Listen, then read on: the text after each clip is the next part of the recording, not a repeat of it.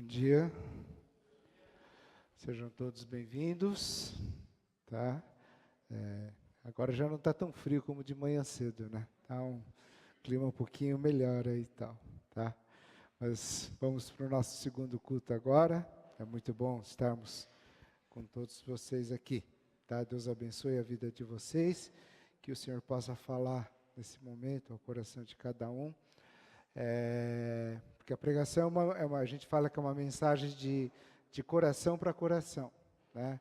A gente fala os nossos corações, não é um desejo de passar conhecimento, teoria, mas é algo que a gente tenta falar de coração para coração. E esse mês nós estamos falando de relacionamentos líquidos, a fragilidade desses laços humanos. E hoje eu vou falar um pouco sobre o problema desses relacionamentos líquidos que nós temos, tá? A primeira coisa que a gente aprende quando a gente fala de relacionamento é que todos nós somos seres relacionais, que nós somos feitos para relacionarmos. E você pode procurar isso, você vai encontrar isso dentro da palavra de Deus.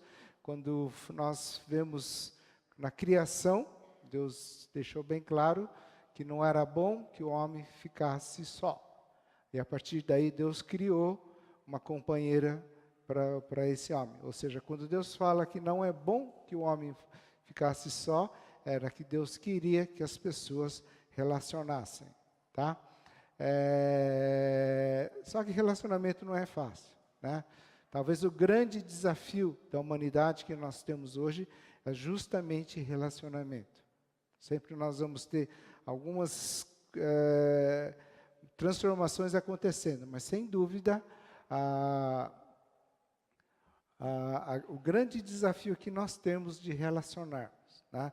Tudo cada vez mais favorece, conspira, porque a nossa forma de viver seja uma forma um pouco mais individual.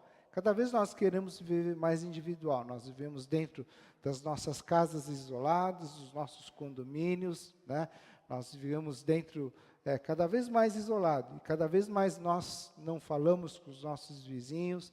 Cada vez nós temos mais dificuldade de encontrarmos nossos familiares, né? E tudo parece que ajuda para que relacionamento cada vez mais se torne mais difícil. E relacionamento não é fácil.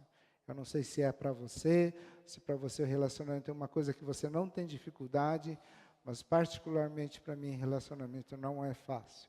Relacionamento em todos os níveis, relacionamento no nível de família, com os pais, com a minha mãe, né, com as minhas irmãs. A gente tem dificuldade de relacionamento dentro de casa, com esposas, filhos. Nós temos dificuldade de relacionamentos nos nossos trabalhos também, nas nossas escolas onde nós vivemos, tá? Não é fácil, sabe por quê? Porque se você olhar dentro da palavra de Deus, você vai encontrar pessoas como o rei Nabucodonosor, nós vamos encontrar pessoas como a rainha Jezabel, né? Nós vamos encontrar reis como Acabe, pessoas que eram pessoas realmente do mal, né? Eles não tinham nenhuma consideração com as pessoas, eles não tinham nenhum desejo, eles eram totalmente egoístas, né? E eles não tinham nada de bom dentro do coração dele. E na nossa vida nós vamos encontrar, talvez, pessoas como o rei Nabucodonosor, nós vamos encontrar pessoas como o rei Acabe, a rainha Jezabel. Isso faz parte do nosso cotidiano. A gente não consegue fugir disso, né? Às vezes a gente pergunta a Deus, por que a gente, no meu trabalho, eu tenho uma pessoa assim? Por que, né, se eu sou teu filho, sou tão fiel ao Senhor, por que tinha que acontecer de encontrar uma pessoa desse tipo? Mas isso faz parte da Bíblia e nós vamos sempre encontrar pessoas desse tipo, como o rei Nabucodonosor, o rei Acabe, e nós vamos sofrer por causa dessas dificuldades. Então, relacionamento não é fácil, né? E esse vai ser sempre o grande desafio que nós vamos ter na nossa humanidade. Às vezes nós pensamos que cada vez mais é difícil por causa da tecnologia, da modernidade que nós temos, né? Nós falamos assim, hoje o grande vilão são os nossos smartphones, os tablets que nós temos, por isso que a gente acaba se isolando, a gente fica lá, né, sozinho lá num canto e tal. Mas a verdade é que a cada época sempre houve um vilão. Se vocês lembram, algum tempo atrás, o grande vilão que todo mundo falava era a televisão, né? Todo mundo falava, não, a televisão é o que atrapalha as famílias se reunirem, as famílias conversarem, é por causa da televisão, que a pessoa fica olhando naquela caixinha e as pessoas não conversam mais. Mas a verdade é que, como diz a palavra de Deus, não é o meio que corrompe, não é o meio que atrapalha, mas é o homem que constrói o próprio meio, né? Então o mal muitas vezes está dentro do próprio homem. E nós temos essa dificuldade de relacionar, porque isso é dentro de cada um de nós, tá? Outra coisa também, a palavra de Deus usa muito que nós somos pessoas para relacionarmos, pelas próprias ilustrações que a gente tem.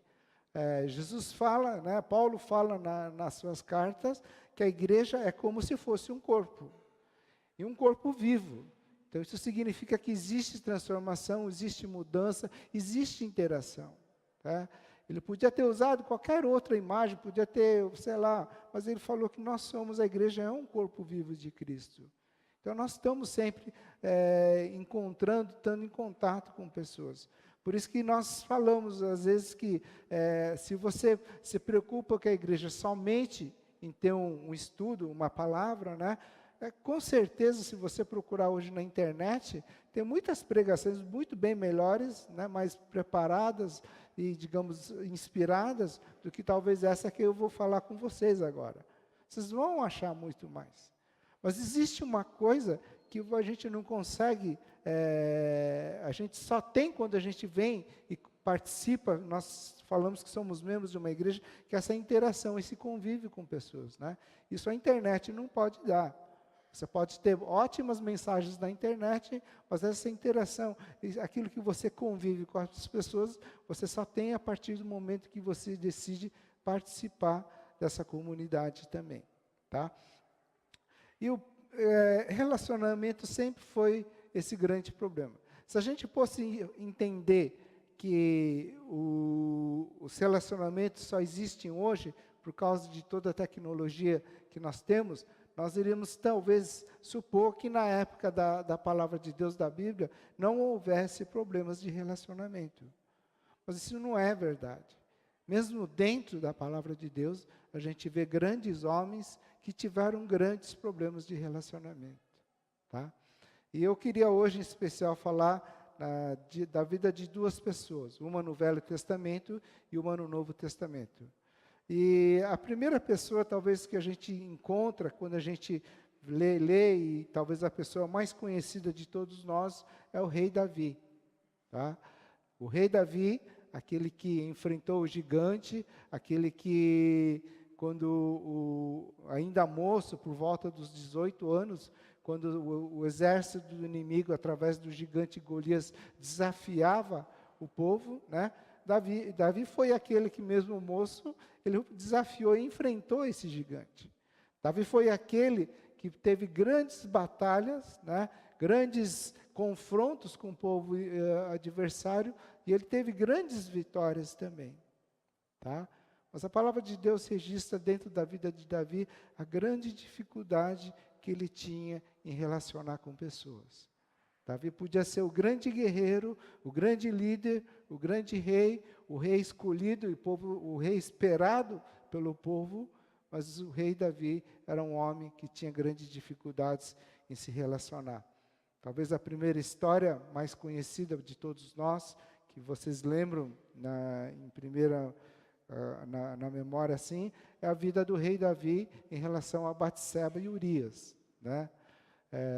O rei Davi cometeu o adultério, ele traiu e caiu em tentação com a Batseba, e logo depois a Batseba manda uma mensagem a Davi, dizendo que ela estava grávida, e esse filho era dele, de Davi. Tá? Naquela hora, Davi, em vez de resolver esse problema, ele começa a arquitetar planos e ideias na cabeça dele. E a primeira coisa que ele faz, ele chama Urias, que era a esposa de Batseba. Urias era um general, e estava no seu campo de batalha, chama falar o Urias, volta para sua casa, né? E você, como um grande líder que foi, você merece um prêmio, você vai passar a noite com a sua esposa, tá? Com isso, Davi esperava que dessa noite de Batseba com Urias, o filho que fosse vir seria considerado como filho de Batseba e Urias. Mas o plano não dá certo, por quê? Porque Urias era um general muito temente e fiel ao seu exército. Ele fala que mesmo ele estando na sua casa, na região da sua casa, Urias prefere dormir com seus soldados, né? Davi fica furioso, porque o plano dele não dá certo, e aí arquiteta um segundo plano, né? Ele fala, olha, eu vou chamar Urias para vir no palácio, eu vou embriagar, vou embebedar Urias, ele vai ficar embriagado, vai para casa, tal, e ele vai dormir com Batseba, e daí eles vão achar que o nenê que vai nascer, a criança que vai nascer, é fruto da Batseba e Urias. Mas mesmo assim, Urias não vai, ele não fica em casa, mesmo embriagado, ele decide dormir com seus soldados. Pela terceira vez, Davi tem um outro plano, ele fala assim, bom, então vou pôr Urias na frente, né, da batalha, na frente do fronte inimigo lá tal. Ele vai ser a primeira pessoa que vai estar na frente do exército de Israel e ele vai batalhar com o povo inimigo. E com certeza, se ele vai estar lá, ele vai morrer. E realmente, na primeira batalha que tem, que Urias está na frente, ele é atacado pelos inimigos e Urias morre. A partir daí, Davi casa com Urias, né? Esse filho que estava esperando, ele morre, não nasce. Mais tarde, Batseba se torna a esposa de Davi. Mas, na verdade, Davi não resolveu esse problema que ele tinha de toda a situação que foi criada. E existem alguns números que são interessantes, são impressionantes na vida de Davi. Você sabe quantos filhos Davi teve? Alguém tem ideia? A Bíblia registra pelo menos 20 filhos, tá? São 19 homens e aparece pelo menos uma mulher, que é Tamar. Isso não quer dizer que ela era a única filha de Davi, mas pelo menos 20 nomes registram como filhos de Davi, tá? Esse número provavelmente é bem mais, porque as filhas mulheres, eles não eram mencionados dentro da palavra de Deus, tá? Nós vamos hoje ver a história de 3 filhos dele, que está no livro de 2 Samuel, capítulo 13, tá? Se você tem a Bíblia escrita, é interessante, hoje você pode abrir, porque nós vamos ficar basicamente nessa passagem, e vocês podem acompanhar a leitura através do seu Bíblia. Se você não tiver, não se preocupe, a gente pode ver pela tela também, tá? Eu gosto muito de acompanhar a leitura na própria Bíblia, porque eu sei que não faz sentido, mas para mim, muitas vezes, eu lendo na minha própria Bíblia, eu tenho a impressão que a mensagem fala mais comigo também, tá? Então, a gente pode abrir em 2 Samuel, capítulo 13, e nós vamos ver a história desses 3 filhos de Davi, que é Aminon, Absalão e Tamar. Absalão e Tamar eram irmãos, Aminon era filho de Davi com uma outra esposa, mas eles eram irmãos também, tá? A Bíblia fala que Davi deu um grande nome a Absalão, né? Absalão significa o pai da paz. Ab, pai, Salom, Shalom, significa pai, tá? E Davi escolhe um grande nome para dar ao seu filho, que seria o pai da paz. Absalão, pai da paz, tá? Mas nem sempre escolher grandes nomes, nomes bonitos, nomes importantes, significa que vai resolver toda a vida dos nossos filhos, né? A gente sabe que precisa muito mais do que isso. Por exemplo, se você for ver o significado do nome de Judas, Judas significa louvor também. Mas Judas foi aquele que traiu Jesus, né? Então, dar grandes nomes nem sempre significa que você vai ter uma vida tranquila com seu filho. Muito pelo contrário, o relacionamento de Davi e Absalão foi muito tumultuado e termina com a tragédia da morte de Absalão. Tá? Mas a 2 Samuel, capítulo 13, versículo 1 a 4, ele diz assim: depois de algum tempo, Aminão, filho de Davi, apaixonou-se por Tamar. Ela era muito bonita e era irmã de Absalão, outro filho de Davi. Aminão ficou angustiado a ponto de adoecer por causa de sua meia-irmã Tamar, pois ela era virgem e parecia-lhe impossível aproximar-se dela. Aminão tinha um amigo muito astuto chamado Jonadab, filho de Simeia, irmão de Davi. E ele perguntou a Aminão, filho do rei, por que todo dia você está abatido? Quer me contar o que se passa? Aminão lhe disse, estou apaixonado por Tamar, irmã de meu irmão Absalão. Tá? Tamar, irmã de Absalão. Aminão era um dos irmãos também, meio-irmão deles. Tá? E Aminão se apaixona por Tamar. Ele deseja tê-la. Ele deseja dormir com Tamar. E aí a primeira coisa que a gente entende nessa história, a primeira lição que a gente pode extrair, é em relação à presença desse homem chamado Jonadab. Tá? Jonadab era primo de Aminon, era da família de Aminon, e ele frequentava a casa, o palácio de Aminon. Tá? E Aminon, ele tem uma influência muito perigosa na vida. Jonadab tem uma influência muito perigosa na vida de Aminon. Porque Jonadab dá um conselho a Aminon e fala assim, olha Aminon, você está apaixonado pela sua irmã Tamar e você deseja tê-la, faz assim, pede para o seu pai Davi, tá? Fala com ele e diz que como eu estou muito doente, né? Você está muito doente, você quer que Tamar faça uns bolos para ele dentro do palácio. Quando Tamar for ao seu palácio e fizer os bolos, né, pede para Tamar trazer aos seus aposentos, ao seu quarto, e manda os seus funcionários todos embora. E vai ficar só você e Tamar no quarto. E quando Tamar estiver com você, você vai possuí-la. Tá? Por influência de Jonadab, esse plano se concretiza. Tá? E uma lição que a gente tira aqui é muito cuidado com as pessoas, às vezes, que frequentam a nossa casa, pessoas que estão próximas da gente, e as influências, às vezes, que essas pessoas têm. Cuidado, às vezes, com pessoas que convivem com nossos filhos. Cuidado, às vezes, com pessoas que participam e conhecem, talvez, a rotina da sua família. São pessoas, às vezes, que podem ter influências negativas, pessoas que podem trazer problemas dentro de uma família também. E Jonadab era uma pessoa assim.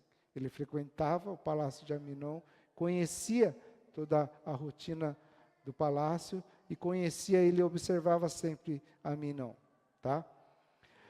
Aminon faz isso realmente, pede para Davi mandar Tamar fazer o bolo, né? Pede para que ela leve ao quarto e sozinho ele consuma o crime junto com a Tamar. Tá? A partir daí,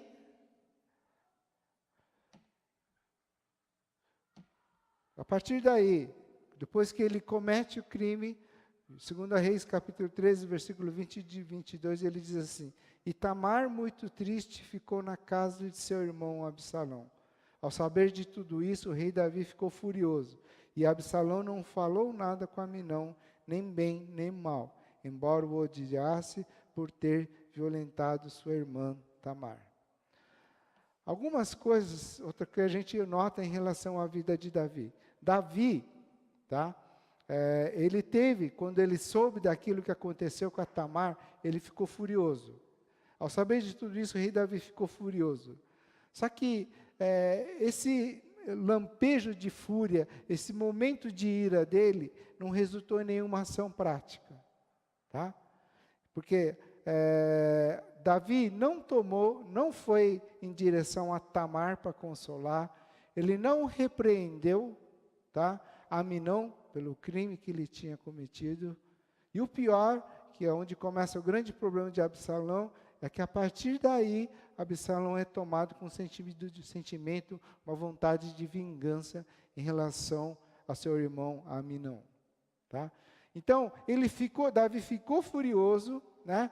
Mas na prática ele não fez nada. Então, muitas vezes, algumas coisas, esses lampejos que a gente tem de fúria, né? Aquele calor que mexe com a gente, se não tem alguma atitude prática perto da vontade de Deus, é um lampejo que não resolve nada também. Tá? Segunda coisa, todo mundo sabia e estava observando que Aminão estava ficando diferente. O palácio inteiro percebia que Aminão estava diferente. Mas mesmo assim, Davi não se aproximou de Aminão para saber por que ele estava cada vez mais ficando assim. E a palavra de Deus diz também que às vezes a preguiça, né, a omissão é pecado, talvez como muitas coisas erradas que a gente faz. Davi foi omisso nessa hora, ele não tomou iniciativa, em momento nenhum, antes de acontecer, antes de tudo isso se tornar tão grande, ele não procurou Aminão para procurar saber por que Aminão estava ficando doente, e depois de todo o crime cometido, mesmo assim Davi continuou omisso.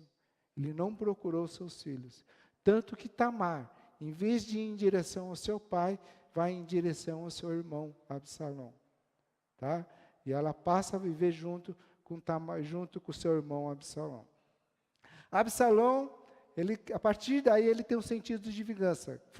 Cria dentro dele um desejo de vingar aquilo que Aminon tinha feito com a sua irmã Tamar. E por 2 anos ele ficou pensando, como é que eu vou fazer para vingar aquilo que ele fez com a minha irmã? E disse que depois de 2 anos, Absalão teve uma grande ideia. Era muito comum naquela época, quando ia fazer a tosquia das ovelhas, fazer uma grande festa também. Tá? E na ocasião, no momento que ia ter a tosquia das ovelhas de Absalão, ele chama seu pai Davi e fala, olha, Davi, venha com todos os seus filhos ao meu palácio e vamos comemorar essa festa da tosquia. Só que, novamente, Davi é omisso. Tá? Porque quando Absalão chama o seu pai, chama Davi para ir, e Davi, quase com certeza, sabia que Absalão estava tramando um plano contra Aminon, mesmo assim, Davi fala, olha, Absalão, eu não vou, eu vou atrapalhar você, né? Vai dar muito trabalho para você, se nós todos do palácio formos aí, é melhor a gente ficar em casa, faz você a festa com o seu povo lá. E Absalão insiste e fala, Davi, se você não vem, manda pelo menos o seu filho Aminão para que participe junto da nossa festa. E Davi consente, permite. Em vez de Davi ir junto com Aminão para tentar resolver, solucionar esse problema, Davi ele se ausenta, ele se esquiva de novo, ele se omite e manda somente Aminão para essa festa. E realmente no meio dessa festa, quando Aminão já estava embriagado, existe um segundo crime aí. Tá? Absalão mata seu irmão Aminão. Tá? 2 crimes aconteceram. O primeiro, o problema de Aminão com a sua irmã Tamar. Tá? E depois a gente tem um outro assassinato aqui. Justamente tudo isso por causa que Davi se omite. Tá? Davi não percebe, não olha aquilo que está acontecendo com seus filhos. Todo relacionamento implica em a gente olhar as pessoas, a gente perceber as pessoas que estão ao nosso lado. Né? A Bíblia fala que Neemias, quando pergunta aos seus conhecidos como é que estava a cidade de Jerusalém, ele pergunta realmente querendo saber. Tá? E a gente, quando tem as nossas pessoas, os nossos relacionamentos, é importante a gente notar e perceber as pessoas que estão perto da gente. Às vezes a gente fala, bom dia, tudo bem e tal, já como automático, né? A gente não tem realmente interesse em saber como é que estão as pessoas próximas da gente. Essa semana aconteceu uma coisa interessante, Rodrigo, ele estava com uma franja aqui na testa, e não sei porque ele cismou que aquela franja estava incomodando ele, né? Mas não teve outra. Ele pegou a tesoura, foi na frente do espelho e cortou ele mesmo, né? Imagina, ele nunca sabia cortar cabelo, foi e cortou, e da forma como ele achava que ficou bom, ele fez, né? E logo depois, a Fátima já percebeu na primeira hora que alguma coisa estava diferente com o Rodrigo, né? Que o visual dele já não era mais ou menos, alguma coisa tinha acontecido, tá? Então, a gente tem que perceber, olhar para as pessoas que estão próximas da gente, o que está acontecendo, né? Perceber o que está acontecendo. E Davi, de alguma forma, percebendo mesmo assim, ele foi omisso. Ele sabia que Aminon estava diferente, ele sabia que Absalão queria tramar uma vingança contra esse seu irmão Aminon, né? E Davi não procurou Tamar para conversar sobre o problema que estava acontecendo. A partir daí, Absalão foge para o território de Talmai, filho de Amiúde, rei de Gesur. E o rei Davi planteava por seu filho todos os dias. Absalão vai em direção à terra do seu avô, ou seja, o sogro de Davi, pai da mãe de Absalão. Tá? Naquela hora, Davi também não faz nada. Ele não vai atrás, ele não procura Absalão. Tá? Mais ou menos Davi está transferindo para o seu sogro alguma forma de resolver o problema da vida de Absalão. Davi não se preocupou, ele não foi atrás de Absalão, e por 2 anos Absalão viveu longe, escondido junto ao seu avô. Então Davi estava transferindo ao seu sogro a obrigação de cuidar do filho dele. Absalão viveu por muito tempo lá, né? E depois de algum tempo, Davi decidiu que era a hora de Absalão voltar para sua casa. Mas sabe de que maneira ele faz isso? De que maneira ele vai procurar Absalão? Davi não vai pessoalmente falar com seu filho Absalão. E nessa hora ele escolhe um general dele, tá? O general Joabe, para falar com Absalão. Ou seja, Davi foi novamente omisso, ele usou interlocutores, tá?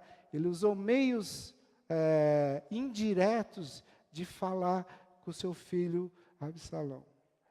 E às vezes, né, nós temos essa mania, dentro desses nossos relacionamentos, quando algumas coisas são difíceis de falar, às vezes para outra pessoa, a gente usa o termo que a gente fala, usa laranja, né? Nós fazemos isso por meio de outras pessoas, usamos terceiras pessoas para levar uma mensagem a uma outra pessoa, em vez de a gente confrontar e falar diretamente com ela.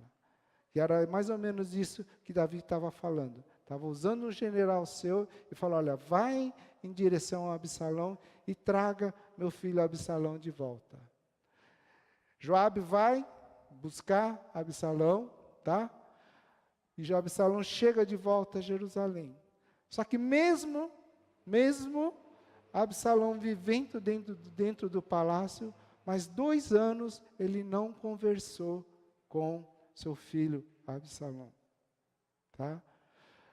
Se você vê depois a soma de todos esses tempos que tem, Davi demorou 11 anos para conversar com seu filho Absalão. Você consegue lembrar hoje, há 11 anos atrás, o que você estava fazendo, onde você estava, exatamente 11 anos atrás, a partir de hoje? Tá? Esse é o tempo que Davi demorou para procurar, para conversar pessoalmente com Absalão. Então, Davi tinha problemas de relacionamento, apesar de ser um grande rei, um grande líder, um grande general, ele não conseguia, ele perdeu essa batalha junto aos seus filhos. Tá? E por mais 2 anos ele ficou sem conversar com o seu filho Absalão. Quando a gente tem um problema e a gente não resolve, esse problema vai aumentando. Tá? Aquilo que era sempre, cada vez mais vai se complicando. E tem um estágio dentro desse relacionamento, de causas de relacionamentos que a gente não consegue, de sentimentos que a gente tem de amargura em relação a uma outra pessoa, que é o estágio que a gente começa a perder o respeito, né?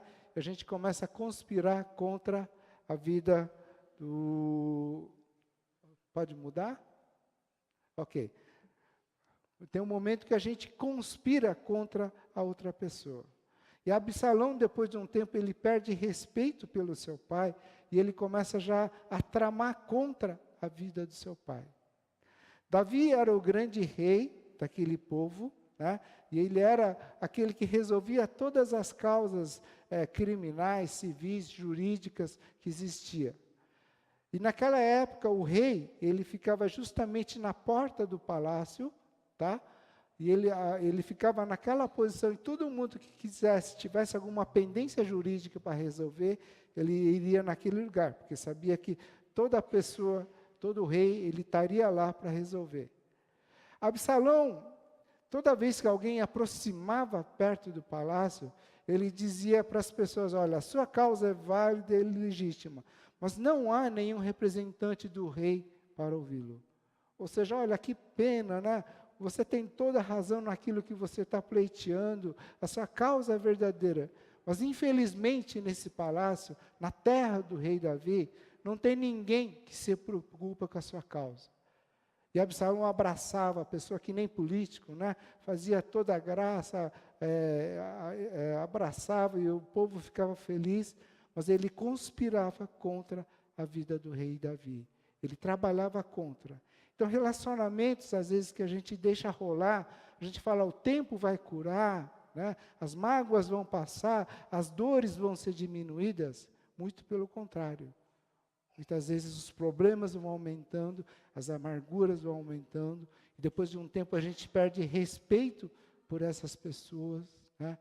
E pior de tudo, a gente começa a trabalhar, a boicotar, a conspirar contra a pessoa também. E isso começou a acontecer na vida de Absalão e Davi. Depois de um tempo, Absalão já não tinha respeito nenhum por Davi. E além disso, ele começou a trabalhar contra, ele começou a denegrir a imagem do rei Davi. Todo relacionamento que a gente não resolve, toda a amargura que a gente deixa brotar dentro do coração tem uma consequência. Essa amargura entre Davi e Absalão teve uma consequência muito grande. Numa batalha que o exército de Davi teve com o exército de Israel, houve uma perda, houve uma morte de 20.000 soldados naquele dia. Então, às vezes, a gente menospreza pessoas, às vezes a gente ignora, às vezes a gente maltrata, às vezes nós humilhamos pessoas, e a gente não sabe a dimensão, a gente não tem noção da consequência que isso pode acontecer. Tá? E no caso de Davi e Absalão,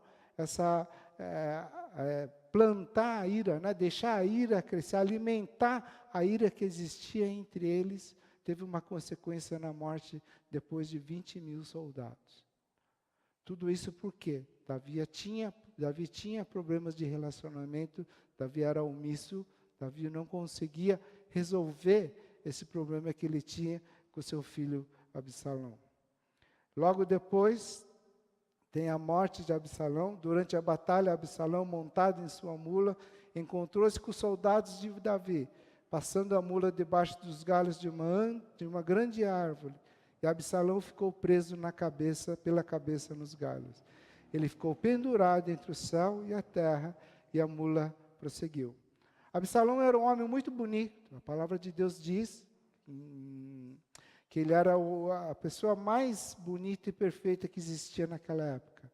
Ele tinha uma grande cabeleira também, que todas as vezes que ele cortava esse cabelo, a palavra de Deus diz que pesava 2,4 kg esse cabelo que ele cortava. Tá? Existe uma versão que eles dizem que, por causa desse cabelo que Absalão tinha, né, na hora que a mula passou debaixo dessas árvores, ele ficou preso pelo cabelo, ele ficou pendurado, né? E mais tarde os soldados do Joabe foram e mataram Absalão. Então, cada vez mais os problemas foram aumentando. Cada vez mais, a omissão de Davi em resolver. Cada vez mais, a preocupação de ele resolver. Tá? Os problemas foram aumentando, até que culminou na morte de Absalão. E quando Absalão morre, aí Davi fala, pode mudar?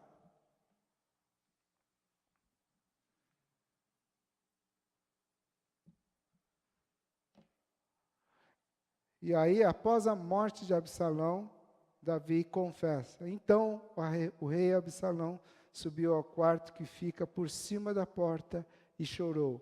Foi subindo e clamando, meu filho Absalão, meu filho Absalão. Quem me dera ter morrido em seu lugar, Absalão, meu filho, meu filho. Depois de perder o filho, é que Davi vai dizer, ele confessa que ele ama o seu filho. Tá? Momento muito tarde, Davi tinha muito mais oportunidades e momentos que ele poderia ter falado isso pessoalmente a Absalão. Mas somente depois que ele perde o seu filho, é que ele decide dizer isso. Meu filho, Absalão, quem me dera ter morrido em seu filho, Absalão, meu filho, meu filho. Então essa é a história, bem resumida, da dificuldade que o grande rei Davi tinha em relacionar com pessoas. Tá? Talvez se nós fôssemos contar a vida do rei Davi hoje, em qualquer conselho, talvez em vários conselhos disciplinares da igreja, as pessoas vão falar, não, Davi não pode, talvez participar em nada, ele tem que ficar sendo restaurado, ele tem que ser curado, Davi não serve. Mas Deus restaura relacionamentos. Tá? Independente daquilo que tenha acontecido, aos olhos de Deus, Deus sempre tem uma maneira de restaurar pessoas que foram machucadas, pessoas que caíram, pessoas que em algum momento eles fraquejaram diante de Deus. E Deus sempre restaura essas pessoas. Todos nós, na história de Davi, o que a gente entende é que todos nós precisamos dessa restauração de Jesus em nossas vidas. Os relacionamentos são difíceis, nós enfrentamos dificuldades na nossa vida de relacionamento. Mas só Jesus é que pode dar um novo rumo, dar um sentido e ajudar a gente a andar nos caminhos do Senhor. Tá? Quando a gente pensa, e aí eu queria falar da segunda pessoa que a gente tem dentro da palavra de Deus, dessa restauração, existe uma pessoa, talvez nos evangelhos, que foi restaurado por Jesus, é o seu discípulo Pedro. Pedro, se você procurar nos evangelhos, é o nome depois de Jesus que mais aparece dentro dos evangelhos. O primeiro nome que aparece é Jesus, e depois o segundo nome que aparece mais nos 4 evangelhos é o nome de Pedro. Se você pegar qualquer lista de discípulos, tá? Você sempre vai perceber que o primeiro nome que aparece na lista de discípulos é Pedro, chamado de Simão. Então, toda a lista, toda a relação de discípulos que aparece, o primeiro nome é o nome de Pedro. Tá? Não tem ninguém dentro dos evangelhos que mais usou a voz, mais usou a palavra para se falar ou se manifestar. Mas também não tem ninguém dentro dos evangelhos que Jesus mais se repreendeu do que senão Pedro. Para Pedro, Jesus teve as palavras mais duras. Até Jesus tem um momento que chama Pedro de Satanás. Tá? As palavras mais duras que Jesus teve foi em relação a Pedro. Mas quem mais falou, quem mais conversou com Jesus também, foi Pedro também. Tá? Não teve ninguém dentro dos evangelhos que anunciou, proclamou, falou publicamente de Jesus, senão Pedro. Mas nenhum dos discípulos também, não teve ninguém que negou publicamente Jesus 3 vezes, como Pedro fez. Então, Pedro era uma pessoa autossuficiente, ele totalmente impulsiva, mas é uma pessoa, talvez, que todos nós, em algum momento, em alguma situação, a gente se identifica por Pedro, pelas características que ele tem. Existe uma passagem na última ceia de Jesus, que ele tem com seus discípulos, momentos antes de ele ser crucificado. Jesus está na ceia, e Jesus tem fala muitas coisas a eles, tá? E uma delas, Jesus fala que naquela noite Judas iria trair ele, tá? Mas Jesus fala também que naquela noite todos os discípulos abandonarão Jesus também. Naquela hora Pedro levanta e ele fala, olha, mesmo que todos esses te abandonem, Jesus, eu jamais te deixarei. Jesus chega para Pedro e fala, olha, Pedro, você vai me negar também 3 vezes diante de todos. E Jesus chega e fala, olha, Pedro fala para Jesus, olha, Jesus, mesmo que eu tenha que morrer com o Senhor, eu nunca jamais negarei o Senhor. Tá? No dia seguinte, naquele dia mesmo, Jesus sobe ao monte Getsêmani com os discípulos, Pedro, Tiago e João, né, a orar, e logo depois ele desce, ele vem para o Vale de Cedron. No Vale de Cedron, Judas vem, abraça e dá um beijo em Jesus, os soldados chegam em direção a Jesus e prendem ele. Pedro tem um lampejo de fúria, pega a espada e corta a orelha de um soldado. Jesus repreende Pedro e fala, olha, Pedro, tudo isso que está acontecendo, está escrito que iria acontecer, tudo isso teria que acontecer. Né? Jesus é levado pelos soldados ao palácio de Anás e Caifás, ele é levado lá para dentro, Pedro já segue Jesus à distância, ele não anda tão próximo de Jesus, mas quando chega ao palácio, João e Pedro conseguem entrar dentro do palácio. E na hora que Pedro está entrando pelas portas do palácio, uma mulher reconhece Pedro e fala, olha, você não é um dos discípulos de Jesus? E pela primeira vez Pedro nega e fala, olha, não conheço Jesus. Aquela noite fazia muito frio, né? E diz que no pátio desse templo, desse palácio, as pessoas tinham feito uma fogueira, as pessoas estavam sentadas lá, e Pedro foi em direção para se aquecer junto com eles, e quando ele se aproxima da fogueira, mais uma pessoa reconhece Pedro e fala, olha, você não é discípulo, você não é seguidor de Jesus, e pela segunda vez, Pedro nega Jesus, fala que não conhece Jesus. E dentro dessas pessoas que estavam sentadas dentro da fogueira, existia uma pessoa que era parente daquele soldado que teve a orelha cortada por Pedro, e a pessoa fala, olha, eu vi você junto com Jesus. Pela terceira vez, Pedro nega Jesus. E após Pedro negar Jesus 3 vezes, o galo canta. Tá? Logo depois vem a crucificação de Jesus, Jesus é crucificado, e a palavra de Deus diz que naquele dia, naquela ocasião, Pedro não estava aos pés da cruz. Estava somente a sua mãe, Maria Madalena, mais algumas mulheres, e João estava junto aos pés da cruz de Jesus. Mas Pedro não estava. No primeiro domingo, no primeiro dia da semana, domingo de manhã, bem cedinho, tá? Eles vão, Maria Madalena vai em direção ao sepulcro para preparar o corpo de Jesus. Pedro não vai junto com Maria Madalena. Maria Madalena, quando chega ao sepulcro, ela não encontra o corpo de Jesus. Mas um anjo de Deus, Jesus, ele diz assim para Maria Madalena, avisa aos discípulos e avisa também Pedro, que eu vou estar lá na Galileia. Maria Madalena avisa Pedro, e Pedro sai em direção ao mar da Galileia. É uma distância mais ou menos de Jerusalém ao mar da Galileia, de 100 quilômetros. Tá? Pode pôr o texto?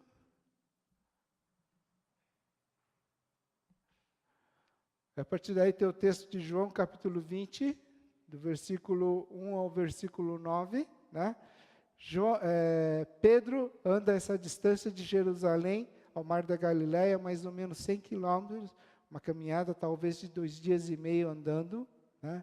E todo quilômetro que Pedro anda, ele pensa, eu neguei a Jesus 3 vezes, eu traí a Jesus, eu não sou da confiança do Senhor, eu não sirvo mais para ser discípulo de Jesus. E quando ele chega no mar da Galileia, Pedro não encontra Jesus, né? E a primeira coisa que ele faz, ele fala, puxa, Jesus desistiu de mim, ele não me quer mais como discípulo, eu vou voltar a ser aquilo que a única coisa que eu sei fazer, que é ser pescador. Né? E ele fala, eu vou pescar. E aí a gente observa uma coisa, que Pedro é um líder nato. Tá? Quando Pedro fala que vai pescar, os demais 6 discípulos que estavam junto com ele, falam, nós vamos junto com você, Pedro, pescar também. E todo líder, ele pode ser uma grande bênção no ministério de Deus, mas também pode ser um grande problema também. Isso faz parte, todo líder é assim, ou ele é uma bênção, ou ele é um problema dentro de um ministério. Tá?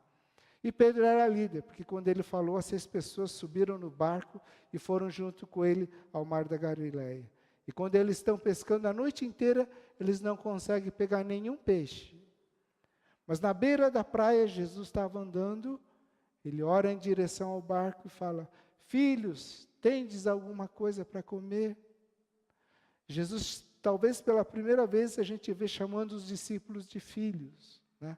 Jesus olhou, foi em direção aos discípulos e não chamou fracassados, não chamou de traíras, não chamou de vacilão, não chamou daqueles que me negaram, mas chamou de filhos. Ele começa a restauração na vida de Pedro, né? Ele chama de filhos. Tá? E quando eles falam que não, Jesus fala, olha, lance a rede do outro lado.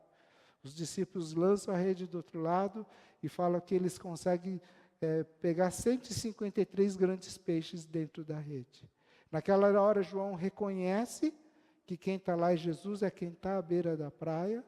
E Pedro, ao saber disso, se lança correndo, se adianta e vai em direção a Jesus. E quando ele chega na praia, né, Jesus já está com o fogo aceso, tinha passado numa padaria, comprou um pãozinho e colocou o peixe junto também. Tá? E aí, existem 3 lições que a gente pode aprender nessa restauração de Jesus na vida de Pedro. Primeira coisa, o ambiente que Jesus cria. Tá? A mesma fogueira, naquela noite que Pedro traiu a Jesus, que ele estava, Jesus faz a mesma fogueira na beira da praia para aquecer, para que Pedro se sente lá. Naquela hora Jesus está falando, olha Pedro, você precisa ser restaurado por mim. Você precisa ser restaurado dentro de você pelas minhas palavras. Tá? Ele traz à memória na vida de Pedro aquela mesma situação. A fogueira onde ele começou a trair e a fogueira onde ele vai ser restaurado agora também. Segunda coisa, na passagem seguinte ele diz que Jesus chega para Pedro e 3 vezes pergunta se tu me amas. Tá? E por 3 vezes que Pedro confessou e negou a Jesus, Jesus dá a oportunidade a Pedro de 3 vezes confessar que ele ama o Senhor. Tá? Na palavra, no grego, a palavra amor tem vários significados. E um deles é o ágape, o outro é o filéus. O amor ágape é o amor que Deus tem por nós, um amor que não busca interesse, um amor que não busca retribuição. Tá? E o amor filéus seria um amor mais egoísta, um amor que nós temos em relação a todo, um amor nosso humano, tá? Que seria mais ou menos o gostar. Na primeira vez que Jesus pergunta a Pedro, Pedro, você me amas, você me agapes-me, tá? E ele fala, você me agapes mais do que todos estes que estão hoje aqui. Porque teve um momento que Pedro falou, olha Jesus, mesmo que todos estes te abandonem, eu jamais te deixarei. E Jesus trata Pedro e dá a oportunidade agora. Você acha que você me ama mais do que todos estes? E Pedro reconhece que ele ama a Jesus com amor filial. E ele fala, Jesus, eu tenho amor filial por você. Pela segunda vez, Jesus pergunta a Pedro, Pedro, você me ágapes? Você tem o amor ágape por mim? E Pedro fala, não, Jesus, eu só tenho o amor filial por você. Aí na terceira vez, Jesus pergunta, Pedro, você tem o amor filial por mim, o amor humano? Pedro fala, olha, Jesus, tu sabes que a única maneira que eu tenho de te amar é através do amor filial. Eu sou humano, Esse é o amor que eu consigo dar ao Senhor. Nessas 3 vezes, Jesus restaura a vida de Pedro também. Ele dá a oportunidade 3 vezes de Pedro confessar que ama Jesus. E a terceira coisa que a gente vê nessa passagem de João capítulo 21 é a forma como Jesus restaura o ministério, o chamado de Pedro também. Porque a forma como Pedro foi chamado por Jesus foi justamente dentro de uma pescaria. Foi justamente no momento que Pedro estava pescando e não pegou nenhum peixe. Naquele momento, naquela ocasião, quando ele fez o chamado, Jesus fala para Pedro: Pedro, lança a rede do outro lado do barco. E fala que quando Pedro obedeceu a Jesus, ele capturou muitos peixes e as redes até se romperam.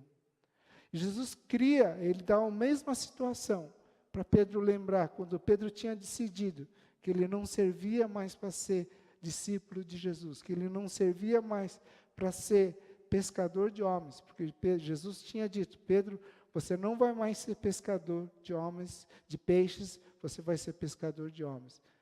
Nessa passagem, Jesus restaura o chamado que Pedro tem em relação a Jesus, o ministério da vida de Pedro. E no caso da vida de Pedro, a partir daí, no livro de Atos, que a gente vê ele sendo o discípulo de Jesus, aquele que é realmente submisso ao desejo do Senhor, e onde Deus, através do Espírito Santo, fez grandes coisas na vida de Pedro. Então, o relacionamento que a gente vê na vida de Davi não é fácil, né? Mas nós temos Jesus que restaura, apesar de todas as dificuldades que a gente tem nos relacionamentos, apesar de todos os problemas que talvez você tenha enfrentado e tenha tido dificuldades, nós temos um Deus, um Jesus que restaurou Pedro, apesar de ele ter negado publicamente diante de todos que ele amava Jesus, ele restaura Pedro também, tá? E a restauração sempre começa na nossa vida individual de cada um, né? Nós pensamos que quando a gente pede para Deus restaurar um casamento, é que Deus vem e vai fazer um milagre dentro do casamento. Mas a restauração começa dentro da vida de um marido, uma restauração na vida do marido e a restauração na vida da sua esposa. E quando Deus restaura o marido e Deus restaura a esposa, aí Deus restaura o casamento também. Quando a gente pede para que Deus restaure, ajude, transforme minha família, é porque a gente está pedindo, e o que Deus vai fazer é primeiro transformar a vida de um pai, Deus vai transformar a vida de uma mãe, e Deus vai transformar a vida dos filhos. E depois Deus transforma a vida da família também. Quando a gente pede para que Deus transforme a vida da nossa igreja aqui, não é que alguma coisa extraordinária vai acontecer, um milagre vai acontecer. Mas Deus transforma cada vez aos poucos a vida de cada membro da sua comunidade, né? E quando Deus vai trabalhando na vida dos seus filhos, então Deus restaura a vida de uma igreja também.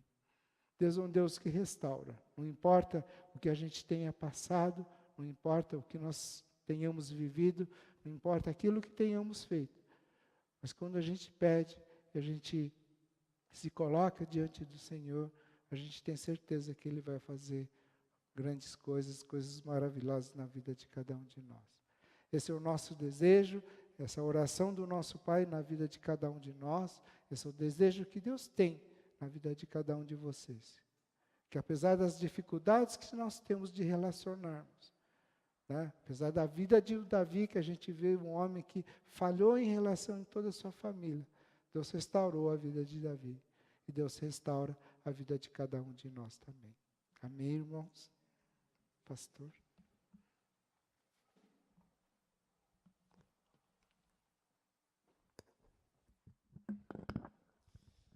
Podemos nos colocar de pé?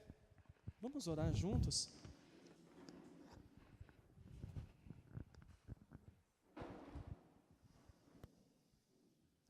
Que você fechasse os seus olhos.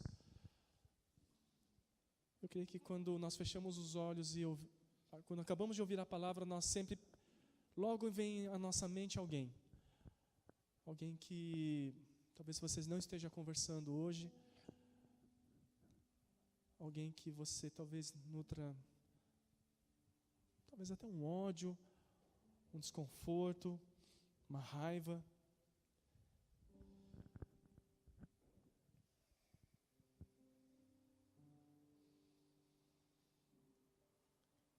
E a gente sabe que, você sabe que essa dificuldade que você tem com relação a essa pessoa, a essas pessoas, com certeza tem atrapalhado a sua caminhada, a sua jornada. Atrapalha nas suas reações, atrapalha no seu relacionamento com Deus, atrapalha nos seus outros relacionamentos. Então vamos ter um momento de oração. Quando a gente ora numa situação dessa, geralmente a gente ora pelo outro, né? A gente pede para que Deus toque o outro, para que Deus mude o outro ou a outra pessoa. Às vezes a gente pede talvez por uma oportunidade, meio até por um acaso. Mas eu creio que Deus está falando conosco hoje, é que a gente não seja mais omisso, e que comece conosco. Não espere a mudança pelo outro, mas vamos começar conosco. Então nós vamos orar por nós hoje, pedindo para que o Senhor nos dê graça, que o Senhor nos dê coragem, para que o Senhor nos dê ousadia.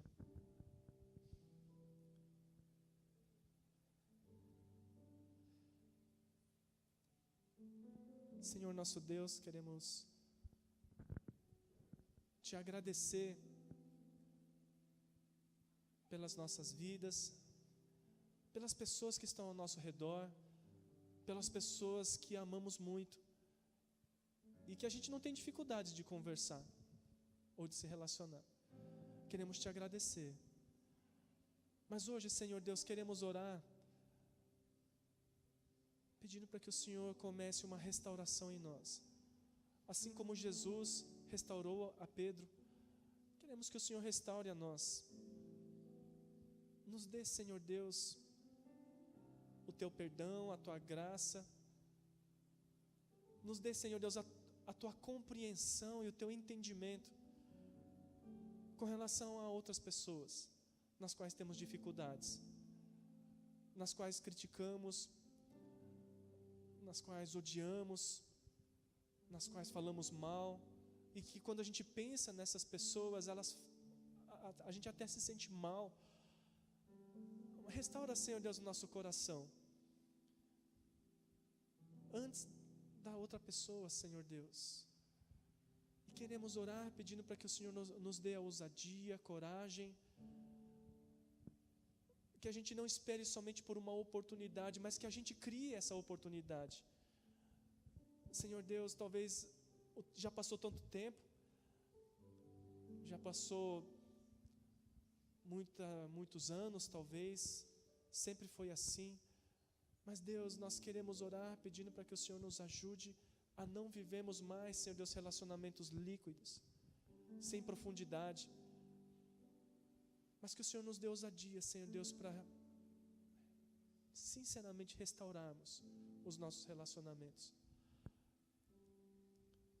Eu sei que o Senhor não nos chama para que a gente seja apaixonado com todos, ou que a gente tenha amizade com todos, ou converse com todos, ou que a gente se abra com todo mundo. Não é isso que o Senhor está falando.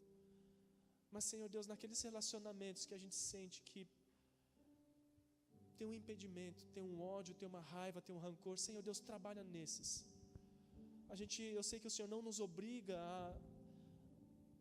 a sermos talvez íntimos com todos, mas aqueles que a gente sabe que não está legal, Senhor Deus, restaura-nos, dá-nos da tua graça, ajuda-nos a nos relacionarmos melhor com a nossa esposa, com o marido, com os nossos filhos, com o nosso pai. Todos eles têm tantos defeitos, assim como eu tenho. Todos eles não são perfeitos, assim como eu não sou perfeito. Mas, ó Deus, ajuda-nos, quebra, Senhor Deus, o ódio, quebra, Senhor Deus, a raiva, o rancor que nós temos.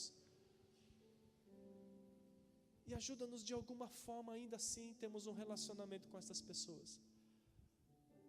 Nós oramos por nós, ó Deus, nessa manhã, pedindo para que o Senhor nos ajude.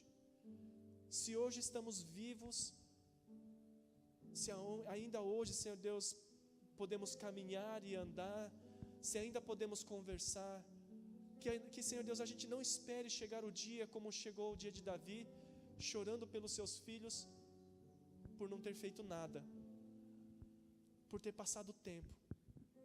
E quando passar o tempo, Senhor Deus, eu sei que já vai ser tarde demais, mas hoje, Senhor Deus, hoje é a oportunidade.